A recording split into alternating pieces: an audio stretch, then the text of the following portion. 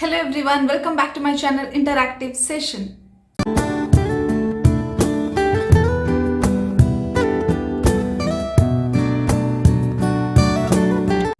तो आज हम बात करेंगे रोल ऑफ वीमेन इन वैदिक पीरियड, नॉट ओनली वैदिक period, even in modern age. आज के टाइम पे जो उनकी स्टेटस वैल्यूज जो रही है उसके बारे में आज डिस्कस करेंगे।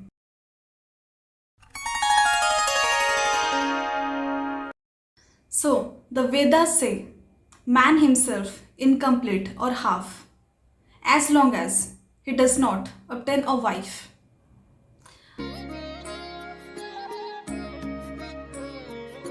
तो सबने सुना होगा कि जो पुराणों में भी है, माइथोलॉजिकल पॉइंट ऑफ व्यू से भी देखा जाए कि एक अश्वमेध यज्ञ होता था जहाँ पे राजा महाराजाएं ये हवन करते थे। बहुत बड़ी यज्ञ होती थी ये। तो उसमें अगर उनकी वाइफ उनके पास ना बैठे, वाइफ की प्रेजेंस ना हो, तो फिर ये यज्ञ जो होती थी वो सक्सेसफुल नहीं हो पाता था। So that is the importance of female. वैदिक पीरियड में बहुत वैल्यू किया जाता था वीमेन की। इन वैदिक civilisation women were valued not only as a mother who brought up a new generation, but also as an individual with immense ability to see the truth and great contribution to this human society. बहुत बड़ा योगदान रहा है। ऐसे कुछ female प्रोमिनेंट्स की बात करेंगे हम, जो है लोपामुद्रा, अगस्त्य मुनि जो थे, अगस्त्य ऋषि, उनकी वाइफ। वो ऋषि अगस्त्य से कम नहीं थी, चाहे वो नॉलेज में हो या फिर इंटेलिजेंस में। इन ऋग्वेदा, जिसको रॉयल नॉलेज की नाम दिया गया है, ऋग्वेदा वेदों में सबसे महान। ऋग्वेदा, यजुर्वेदा, सामवेदा एंड अथर्ववेदा। अब बात करते हैं गार्गी। इन वैदिक लिटरेचर उनको ये बोला जाता है कि she is great natural philosopher, ब्रह्मवेदिनी। वो वेदास और उपनिषद में भी वो बहुत पारंगम थी। She was as knowledgeable in Vedas and Upanishad as man. She could well contest male philosophers in debates. ये जो सभाएं होती थी उस टाइम, उसमें भी वो लोग पार्टिसिपेशन करते थे। इतनी नॉलेज थी।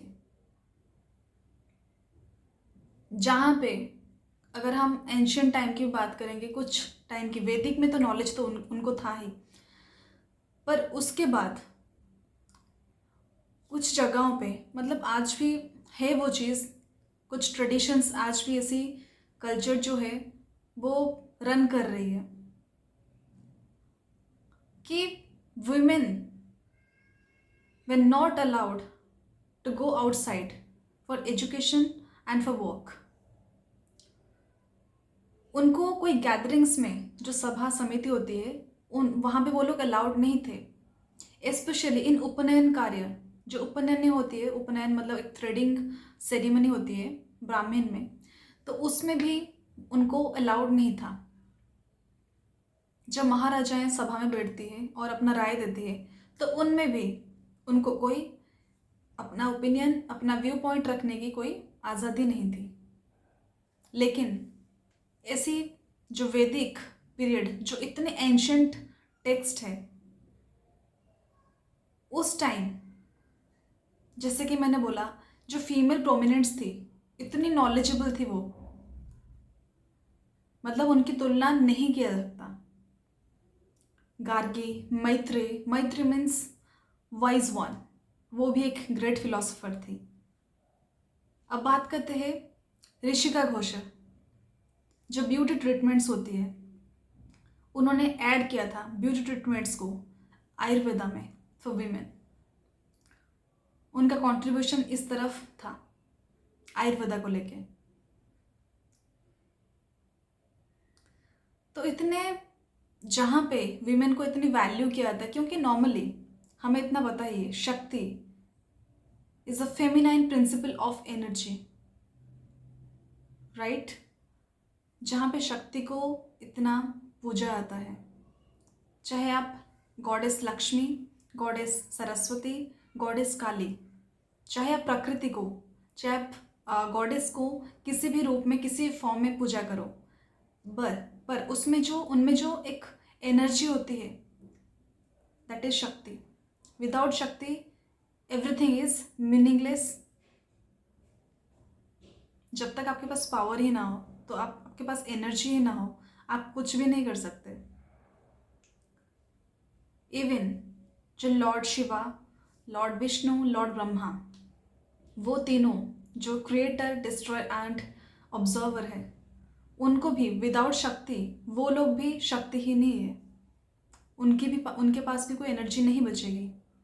इसलिए goddess Lakshmi, she is the goddess of wealth and prosperity. Goddess Saraswati, goddess of knowledge and art. और जहाँ पे देवी शक्ति पार्वती काली का रूप है, उनको डिस्ट्रॉयर का नाम दिया गया है। तो ये तीनों जो गॉड है, उनके साथ जो गॉडेस है, वैदिक टाइम पे आपको पता होगा कि मदर गॉडेस को पूजा जाता था, ठीक है। और जहाँ पे गॉड्स की मतलब 4 आर्म्स 4 हेड ऐसे दर्शाया गया है, वहाँ पे जो फीमेल गॉडेस होती थी, आप शक्ति को, पार्वती माता को ले लो, उनकी बस 2 हाथ ही होते थे। Why? It represents the ordinary women, कि एक ऑर्डिनरी वीमेन के पास भी उतनी शक्ति है, और she has that much immense ability that she can do anything. अब कुछ माइथोलॉजिकल पॉइंट ऑफ व्यू से भी देखते हैं। कैकेयी, आप सबने नाम तो सुना ही होगा कि कैकेयी जो है राजा दशरथ की वाइफ थी। तो वो एक फाइटर वुमन थी। और जहाँ पे कौशल्या, दशरथ जी की पहली पत्नी, श्री रामचंद्र की माता, तो वो वहाँ पे वेद नॉलेज को वो एक्वायर करती थी, मतलब उनके पास वैदिक नॉलेज था।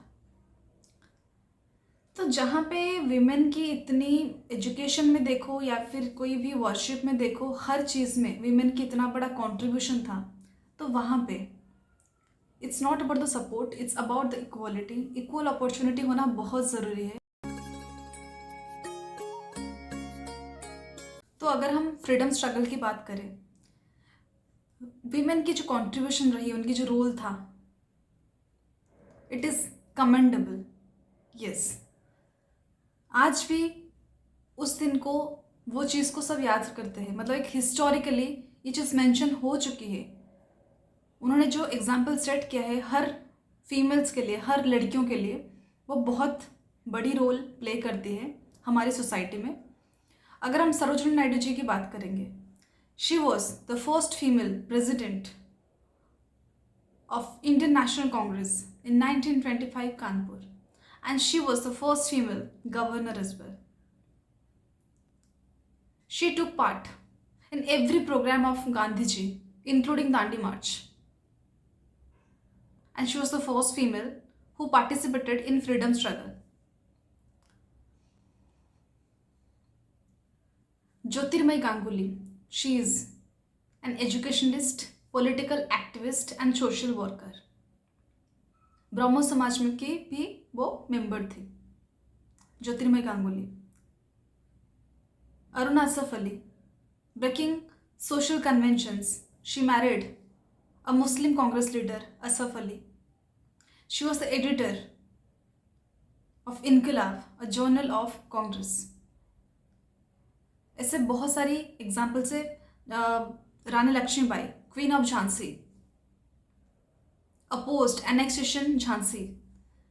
वो पहली महिला थी जो ब्रिटिशर्स की, मतलब ब्रिटिशर्स को इतना फियर फैक्टर जगा दिया था उन्होंने कि ब्रिटिशर्स उनके सामने भी आने के लिए डरते थे।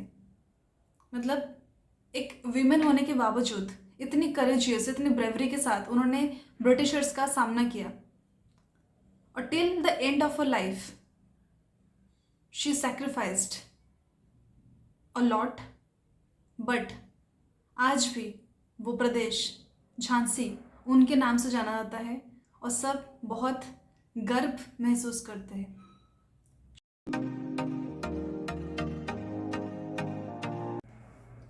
और आज के टाइम की बात करें, बहुत सारी चीज़ें चेंज हो चुकी है और आज भी बहुत जगहों पे लड़कियों को लेके जो इतनी सारी प्रॉब्लम्स थी, इतने इश्यूज थे, वो सारे प्रॉब्लम्स रिजॉल्व हो रही है।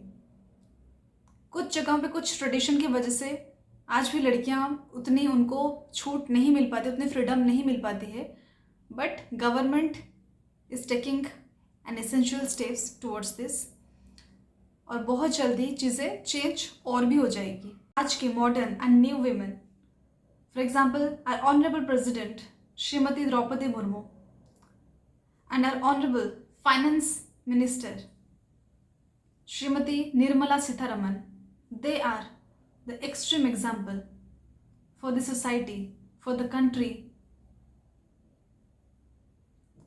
and for those women who are not even allowed to go outside and to study, to take a full step towards her career. वहाँ पे इस तरह के एग्जाम्पल्स देखने को मिलती हैं। वीमेन की रिस्पेक्ट, वीमेन की डिग्निटी प्लस वैल्यू डेफिनेटली होनी चाहिए हर जगह, हर फैमिली में हो, वर्क स्टेशन में हो, कहीं पे भी हो, तभी देश आगे बढ़ेगी। और वीमेन एम्पावरमेंट में एजुकेशन का बहुत बड़ा रोल है। Education is the most powerful weapon which we can use and change the world, because women are the real architect of society. जब एक घर पे, एक परिवार में एक फीमेल पढ़ाई करती है, एजुकेशन में बहुत अच्छी होती है, तो वो पूरा परिवार ही एजुकेटेड होती है। उससे लेके एक सोसाइटी, हर जगह एजुकेशन होनी चाहिए। तो आज का ये सेशन यहीं पे एंड करते हैं। आपको कैसा लगा प्लीज़ कमेंट सेक्शन में बताइए, और किसी भी चाहे रोल मॉडल हो, कोई वीमेन एम्पावरमेंट के बारे में हो, कुछ भी जानना हो प्लीज़ मुझे बताइए, मैं डेफिनेटली उसके बारे में एक वीडियो बनाऊँगी। तो आज के लिए रहते हैं, मिलते हैं नेक्स्ट सेशन में एक इंटरेस्टिंग टॉपिक के साथ। सी यू।